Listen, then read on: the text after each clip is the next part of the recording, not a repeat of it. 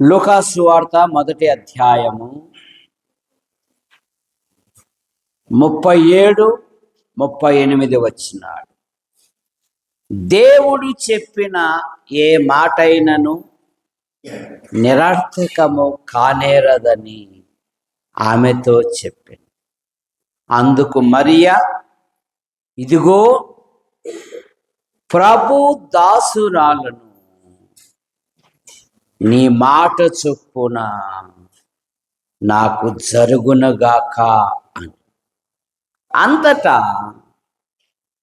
దూత ఆమె యొద్ద నుండి వెళ్ళిపోయాను. మరియా అనగా తిరుగుబాటు లేక చేదు అని అర్థం. బైబిల్లో మనకు అనేకమైన మరియలు కనపడతారు, కానీ ఈమె కన్యక. చూడండి, లూకాసు వార్త మొదటి అధ్యాయము 27వ వచనం. లూకాసు వార్త మొదటి అధ్యాయము 27వ వచనం. దావీదు వంశస్థుడైన యోసేపు అను ఒక మనుష్యునికి ప్రదానము చేయబడిన కన్యక యొద్దకు దేవుని చేత పంపబడెను. ఆ కన్యక పేరు మరియా. యేసు ప్రభును గురించి పాత నిబంధనలో దాదాపు 700 ప్రవచనాలు ఆయన పుట్టుక గురించి పెద్ద ప్రవక్తలు, చిన్న ప్రవక్తలు తెలియజేశారు. మనకు మలాకి గ్రంథము దగ్గరికి వస్తే మలాకికి, మత్తయికి 400 చరిత్ర కలదు. దాన్ని చీకటి కాలము అన్నారు. ప్రజలు విచ్చలవిడిగా తిరుగుతూ ఉన్నారు.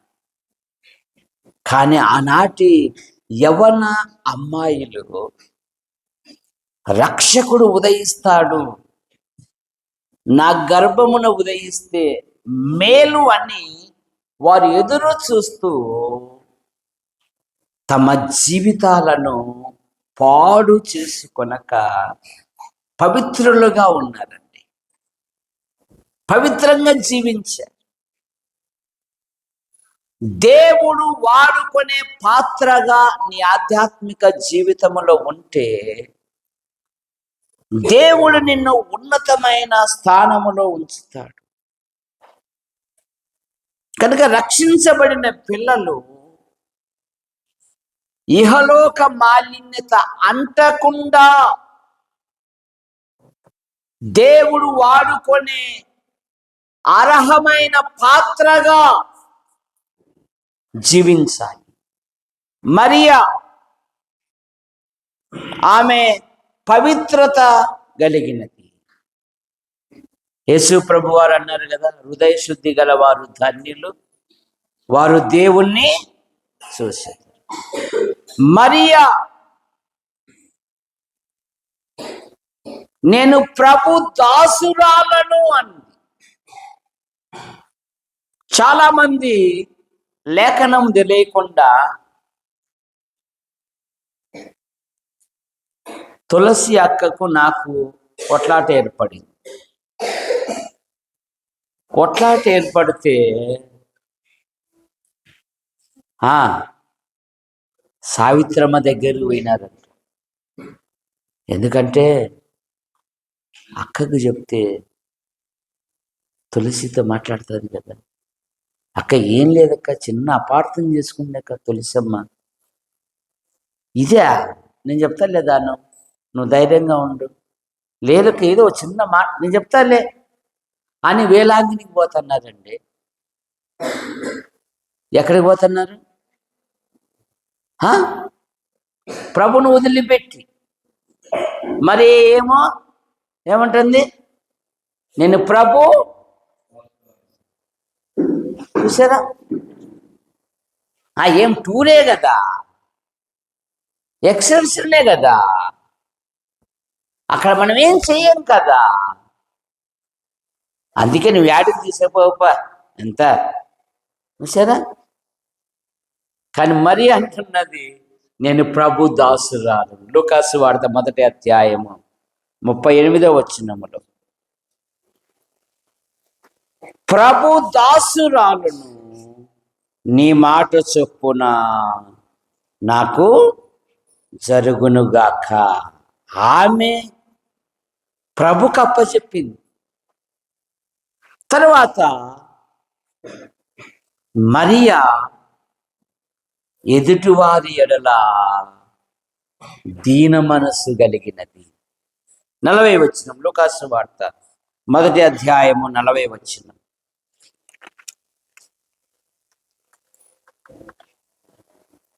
జకరియా ఇంటిలో ప్రవేశించి ఎలిజబెతునకు వందనము చేసెను. పాత నిబంధనలో గర్భములోనే ఇద్దరు పెనుగులాడుతూ ఉన్నారంట. ఎక్కడ? గర్భములో. ఎవరు? ఇదో పండగ పూట నన్ను అడగాక అంటున్నారు చాలా మంది. ఏశావు, యాకోబు. ఇక్కడ గర్భవతులు ఒకరొకరు కలుసుకున్నప్పుడు వందనాలు చెప్పుకుంటా ఉంటే గర్భములోని శిశువులు ఆనందముతో కేకలు వేశారంట. క్రిస్టమస్ జరుపుకుంటున్నావు, మంచిదే, తోటివారి పట్ల ప్రేమ లేదే. క్రిస్టమస్ జరుపుతున్నావు, మంచిదే, తోటివారితో సమాధానం లేదే. క్రిస్టమస్ జరుపుతున్నావు, తోటివారి అభివృద్ధిని చూసి ఓడ్చుకోలేకపోతున్నావే. కానీ మరియా ఎలిజబెతునకు వందనము చెప్పినప్పుడు ఆమె సంతోషించింది. మరియా దేవుని మాట నమ్మింది. ఏమనింది? చిత్తము నీ మాట చెప్పున నాకు కానిమ్ము అనిందండి. 43వ వచనం,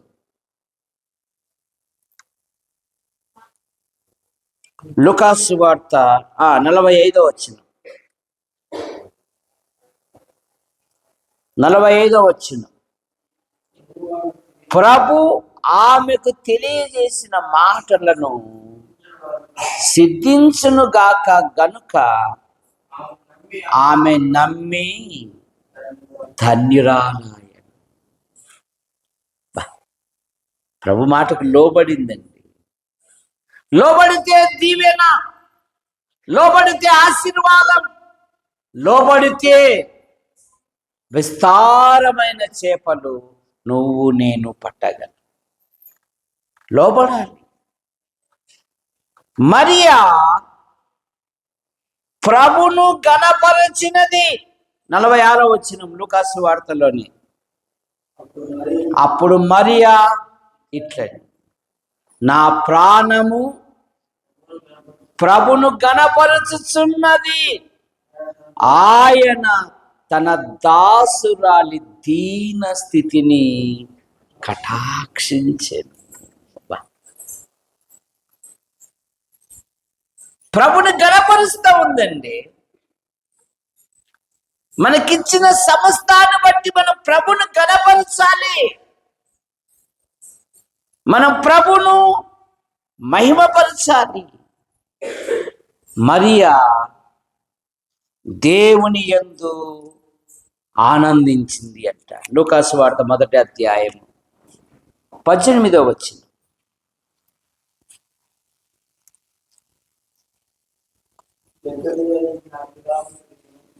48 మొదటి అధ్యాయం 48వ వచనంలో, నా ఆత్మ నా రక్షకుడైన దేవుని యందు ఆనందించి ప్రభునందు.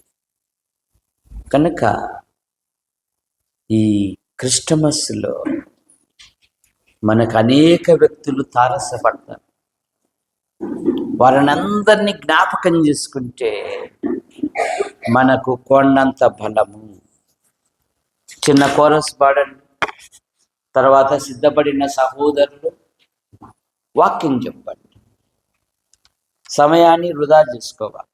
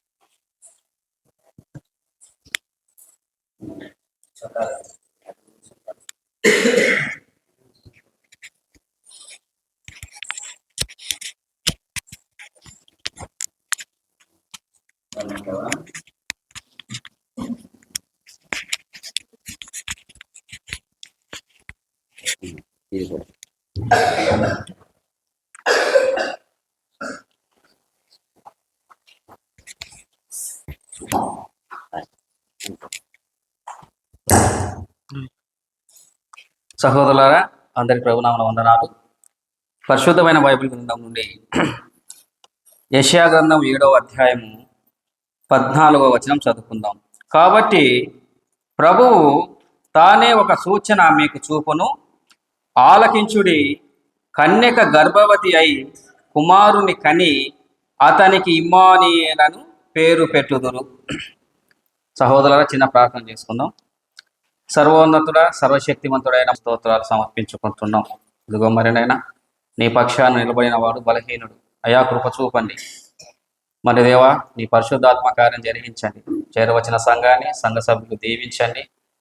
మరి నాయన, నీ వాక్యాన్ని ప్రకటిస్తుండగా మరి నన్ను నీ సెలవు చాటున మరుగుపరిచి ఈ కూడికలో ఆది అంతా మీరే అధ్యక్షత వహించి మహిమ పొందమని యేసుక్రీస్తు ప్రభునామంలో అడిగి బ్రతిమలాడి వేడుకొనుచున్నాం తండ్రి, ఆమేన్. కాబట్టి ప్రభు తానే ఒక సూచన మీకు చూపును, ఆలకించుడి, కన్యక గర్భవతి అయి కుమారుని కని అతనికి ఇమ్మానుయేలను పేరు పెట్టును. సహోదరులారా, మత్తయి రాసిన సువార్త 1వ అధ్యాయము 22వ వచనం చూసినట్లయితే, ఇదిగో కన్యక గర్భవతి అయి కుమారుని కనును, ఆయనకు ఇమ్మానుయేలు పేరు పెట్టుదురు అని ప్రభువు తన ప్రవక్త ద్వారా పలికిన మాట నెరవేరినట్లు ఇదంతయో జరిగెను. ఇమ్మానుయేలు అనే పేరునకు భాషాంతరమున దేవుడు మనకు తోడు అని అర్థము. ఇమ్మానుయేలు అనగా దేవుడు మనకు తోడు అని అర్థము. ప్రభులైన యేసుక్రీస్తుల వారు 2000 సంవత్సరములకు క్రితము ఈ లోకానికి వచ్చాడు. చీకటిలో ఉన్న ఈ లోకంలో తన వెలుగును నింపాడు. ఆయన చీకటి బతుకుల్లో వెలుగు నింపి ఆ వెలుగులో ప్రకాశింపజేయమని ఆయన ఈ లోకంలో జీవించినంత కాలం మనం ఎలా జీవించాలి, మనము ఒక విశ్వాస జీవితంలో ఎలా ఉండాలి అని ఆయన ఒక మాదిరిగా జీవించి వెళ్ళాడు. సహోదరులారా, మనం మన విశ్వాస జీవితంలో పుట్టినప్పటి నుంచి మొదలుకొని ఇంతవరకు క్రిస్మస్ జరుపుకుంటున్నాం. కొత్త బట్టలు వేసుకుంటున్నాం, మందిరానికి వస్తున్నాం, పోయేవారిగా ఉన్నాం. అయితే ఇమ్మానుయేలు అనగా దేవుడు మీకు తోడు అని అర్థం. మరి దేవుడు మన విశ్వాస జీవితంలో మనకు తోడుగా ఉంటే, ఆ దేవుడు మనకు తోడుగా ఉంటే మన విశ్వాస జీవితం ఎలాగుంటుంది? మరి ఆ రక్షణకర్త అయిన దేవుణ్ణి అనుసరించి మనం జీవితంలో కొనసాగితే మన జీవితం ఎలా వర్ధిల్లుతుంది అని ఈ జీవ గ్రంథంలో కొన్ని మంది భక్తుల జీవితాల గురించి చరిత్రలో వివరింపబడింది. అయితే ఇది సత్యం. క్రీస్తు ఈ లోకానికి వచ్చిన సత్యం. ఎందుకంటే ఈ లోకంలో క్రీస్తు శకము, క్రీస్తు పూర్వము. కొద్దిమంది అంటున్నారు క్రీస్తు ఎప్పుడు పుట్టినాడు అని. క్రీస్తు ఈ లోకానికి వచ్చింది వాస్తవం.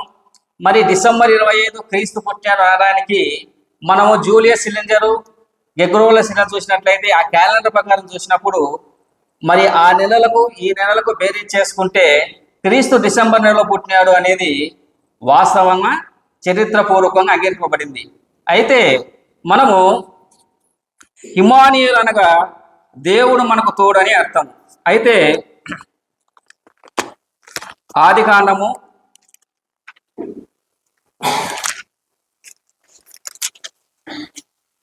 39వ అధ్యాయము 2వ వచనంలో యెహోవా యోసేపునకు తోడై ఉండెను గనుక అతడు వర్ధిల్లుచు తన యజమానుడగు ఆ ఐగుప్తు ఇంట ఉండెను.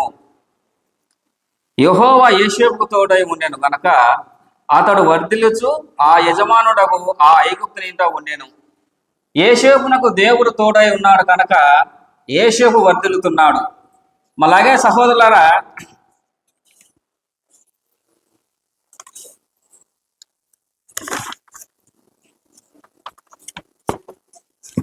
రెండో సమూయేలు గ్రంథం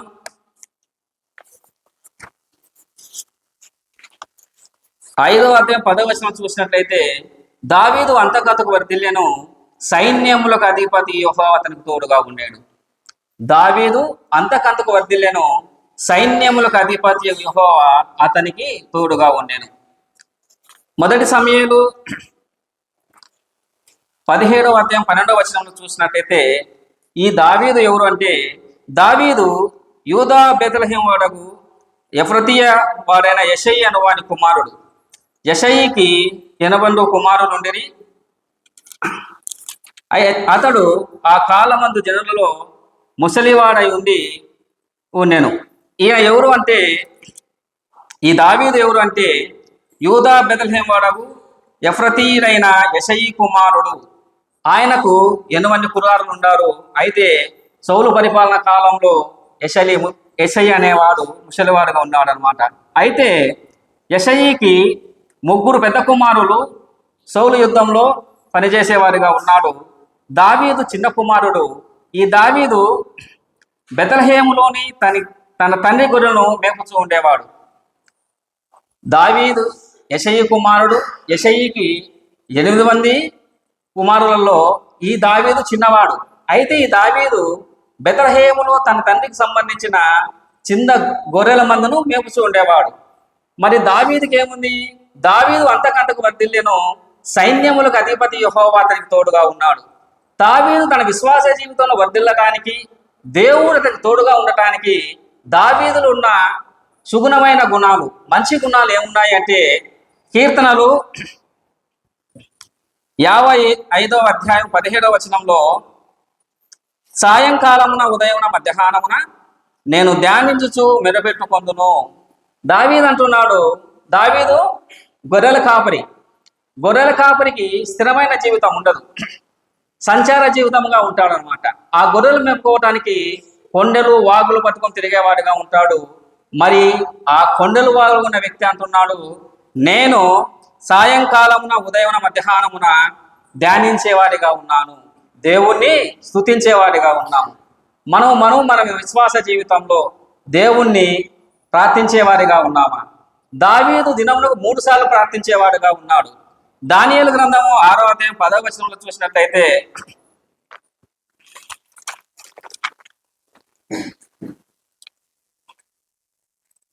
యథాప్రకారముగా అనుదినము మున్మారులు మోకాలును తన ఇంటి పైగది కిటికీలను యెరూషలేము తట్టు తెరవబడి ఉండగా తన దేవునికి ప్రార్థన చేయొచ్చు, ఆయన స్తుతించుతూ ఉండేను.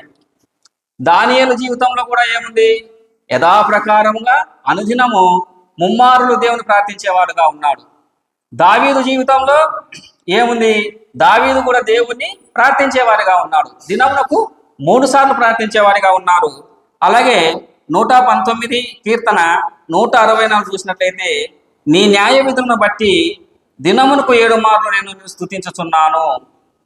ఆయన దినమునకు 3 మార్లు ప్రార్థించేవాడిగా ఉన్నాడు, దినమునకు 7 మార్లు స్తుతించేవాడిగా ఉన్నాడు. దానియేలు జీవితంలో చూసుకుంటే దానియేలు కూడా యథాప్రకారం దినకు ముమ్మారుగా దేవుని ప్రార్థించేవాడుగా ఉన్నాము.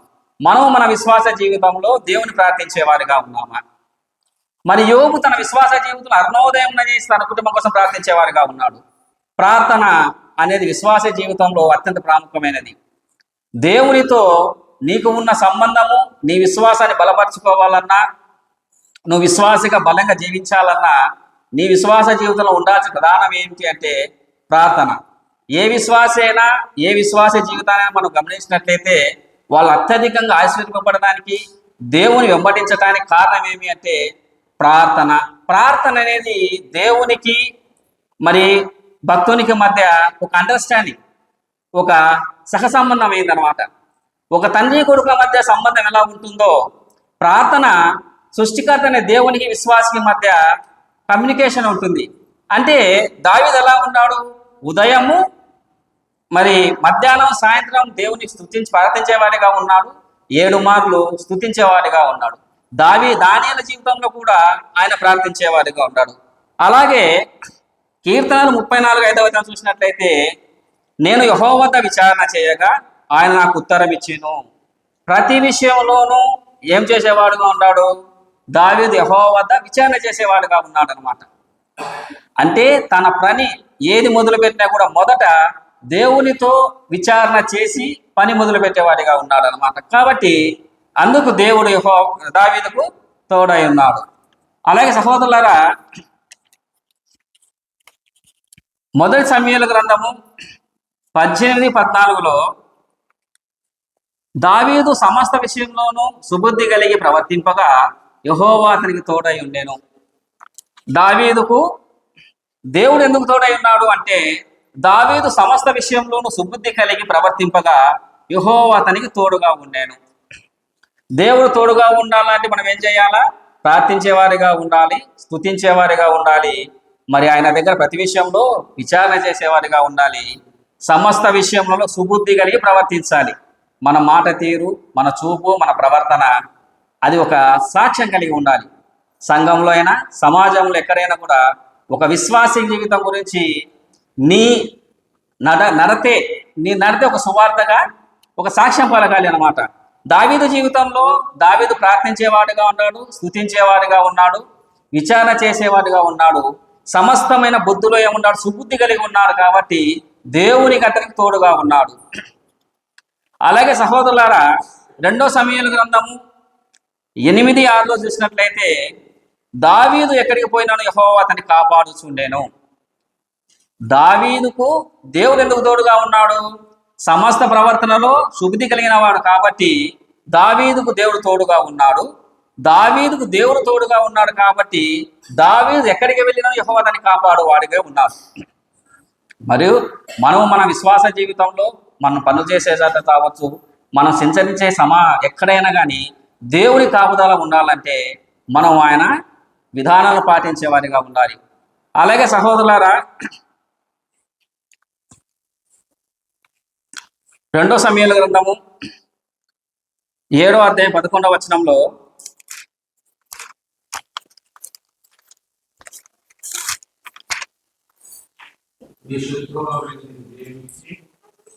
నీకు నెమ్మది కలగజేసి ఉన్నాను.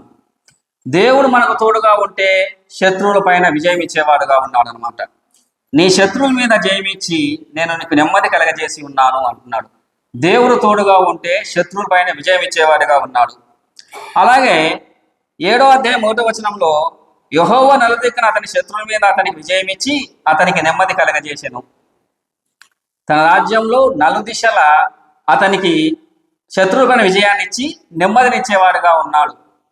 మొదటివాగా కాపాడేవాడుగా ఉన్నాడు, శత్రువులను విజయం ఇచ్చేవాడిగా ఉన్నాడు, తర్వాత నెమ్మదినిచ్చేవాడుగా ఉన్నాడు. అయితే దావీదు విషయంలో దేవుడు సాక్ష్యం ఇస్తున్నాడు. అపోస్తుల కార్యములు 13:22 నేను యెషయి కుమారుడైన దావీదును కనుగొంటిని, అతడు నా ఇష్టానుసారైన మనుషుడు, అతడు నా ఉద్దేశంలో నెరవేర్చువాడని చెబుతున్నాడు. దావీదు గురించి దేవుడు సాక్ష్యం చెప్తున్నాడు. నేను యెషయి కుమారుని కనుగొంటిని, అతడు నా ఇష్టానుసారైన మనుషుడు, అతడు నా ఉద్దేశంలో నెరవేర్చువాడుగా ఉన్నాడని దేవుడు సాక్ష్యం చెప్తున్నాడు. మరి మన విశ్వాసంలో సాక్ష్యం కలిగి జీవించాలి. విశ్వాస జీవితం ప్రధానమైనది సాక్ష్యం. ఆ సాక్ష్యం అనేది నీ ప్రార్థనా జీవితంలోనూ, నువ్వు ఉద్యోగం చేసే సాట ఎక్కడైనా కూడా మామూలుగా విశ్వాస జీవితం ఎలాగుంటుందంటే, నది ఇటు ప్రవహిస్తూ ఉంటే విశ్వాస జీవితం ఎదురుపోయే చేపలాగా ఉంటుందన్నమాట. నదికి ఎదురుపోయే జీవితం విశ్వాస జీవితం. విశ్వాస జీవితంలో శ్రమలు, ఇరుకలు, ఇబ్బందులు ఏమైనా కావచ్చు, కానీ మనం నిలబడాలన్నా, వాటిని ఎదుర్కొని జయించాలన్నా, విశ్వాసంలో స్థిరంగా ఉండాలన్నా మనకు దేవుని కాపుదల, దేవుని తోడు ఉండాలి. అది ఉంటే తప్ప మనం మన సమస్యల విషయంలో, మరి మన జీవితంలో జరుగుతున్న విషయంలో జయించాలి అంటే దేవుని కృప, కాపుదల ఉంటేనే. ముఖ్యంగా యవ్వన కాలంలో ఉన్నాం. రాబోయే దినాలు, అంత్య దినాలు, అపాయకర దినాల మధ్య ఉన్నాం.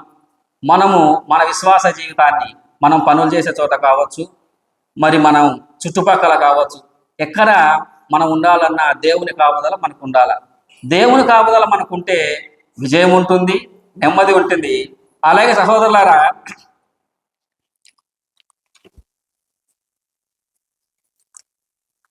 2 సమూయేలు గ్రంథం 7వ అధ్యాయం 8వ వచనంలో, కాబట్టి నీవు నా సేవకున దావీదు ఇలాగ చెప్పుము, సైన్యములకు అధిపతి యెహోవా నీకు సెలవిచ్చినది ఏమనగా, గొర్రెల కాపులో ఉన్న గొర్రెల నుండి నిన్ను ఇశ్రాయేలుకు నా జనుల మీద అధిపతిగా నియమించి తిని. దావీదు ఎవరు? తన తండ్రి యొక్క మందను బెతహేములో కాచుకునేవాడుగా ఉన్నాడు. గొర్రెల కాపరుకున్న దావీదును తెచ్చి దేవుడు ఏం చేసినాడు? తోడుగా ఉన్నాడు కాబట్టి ఇశ్రాయేల్ జనాంగానికి అధిపతిని చేశాడు. గొర్రెల కాపరుకున్న దావీదు ఇశ్రాయేలుకు అధిపతి అయినాడు. మరి దేవుడు దావీదు విషయంలో ఈ కృప చూపినప్పుడు, మరి మన విషయంలో కూడా ఈ హెచ్చు, ఈ వర్ధిలత కావాలంటే దేవునికి మనము నమ్మకమైన వారిగా ఉండాలి. అలాగే సహోదరులారా, 7వ అధ్యాయం 9వ వచనం చూసినట్లయితే, నీవు పోవు చోటలను నీకు తోడుగా నుండి నీ శత్రువులను నిలవకుండా నిర్మూలన చేసి లోకంలో